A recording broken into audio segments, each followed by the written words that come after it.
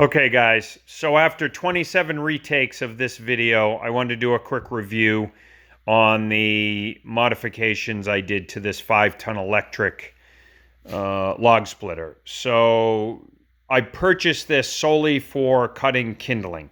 I was using a hatchet in the basement just to cut kindling so my wife could have the fire in the fireplace.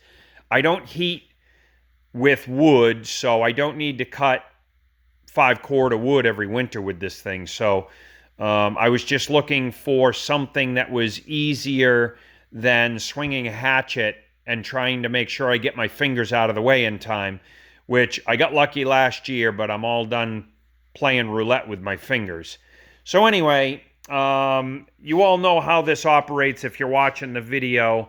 So it's a good little unit. It's going to be in my basement, so I don't need to weatherproof anything. But let me quickly show you the mods that I did. The first thing I did was I removed this green switch that was in the box, and I extended it with this generator 4-wire cord and basically brought the switch up to the hydraulic lever.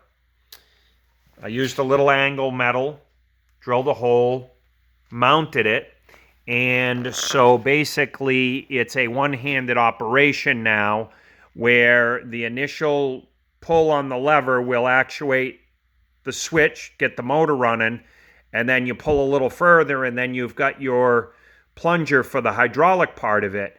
And the nice thing is that the distance that I've put this has given me the ability to control the speed of the ram.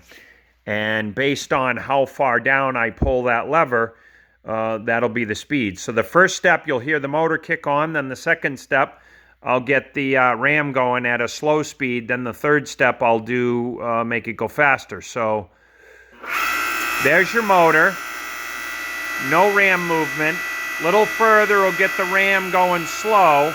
Then all the way down gets it going fast. And then you let the switch go, everything returns. So it's a one-hand operation now. I love it. Anyway, the second mod was this dome that they put on the ram. It would let the wood kick off sideways or up in the air. So what I did was I took my MIG welder and just ground it down, and then I welded up some points just to kind of grip the end of the wood, and it works good. So that solved that problem. And then thirdly, I saw this on another video, so I like the idea, especially the fact that I'm cutting kindling, so I needed a super fine point, edge rather. So the wedge worked okay for bigger pieces, but wasn't giving me the ability to kind of fillet the wood into kindling. So I took the original hatchet that I was using for kindling and I cut it, and obviously with the torch, and heated it up cherry red and kind of hammered it on there and welded it up. And so now I have kind of a filleting knife, if you will. Works really good.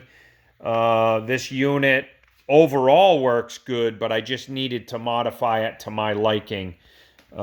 So quickly, I'll try to demonstrate the operation. And of course I've got the stop collar a little too short for this one, but anyway, this is the shop. Obviously I'm very well equipped to modify pretty much anything that I want. You know, having torches and a welder is definitely key.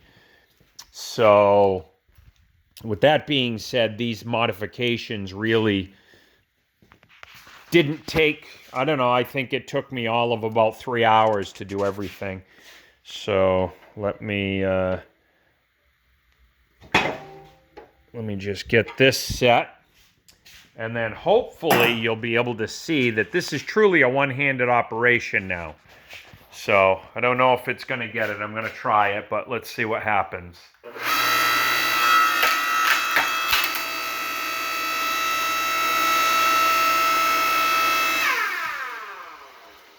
So then as I'm cutting them, and they get smaller, I can just kind of throw them into the tray, keep going.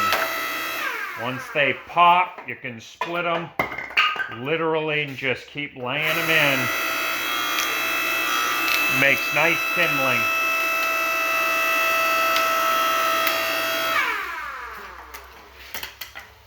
And then again and again and again. That may be a modification I've got to do because every once in a while a rogue piece will take off. So I'm gonna have to watch my groin, stand behind the machine. And then they go flying. But anyway, you can see the idea is that it'd probably take me 5 minutes to cut that one big block of wood into kindling.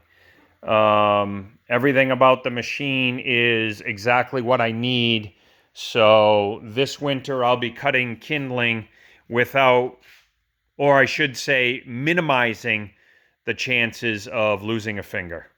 Okay, guys? Thanks for watching and hope this gives you some ideas. Feel free to comment with questions. I am a professional mechanic by trade. I'm a 30-year auto tech. I'm not an electrician per se, so that modification was just based on my knowledge of electrical. All I basically did was extended the switch, so it's not like I rewired it to run backwards or anything like that.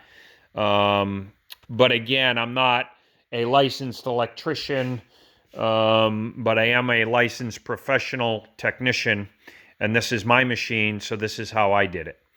So hope you guys enjoyed. Hope it gave you some ideas. And stay warm this winter.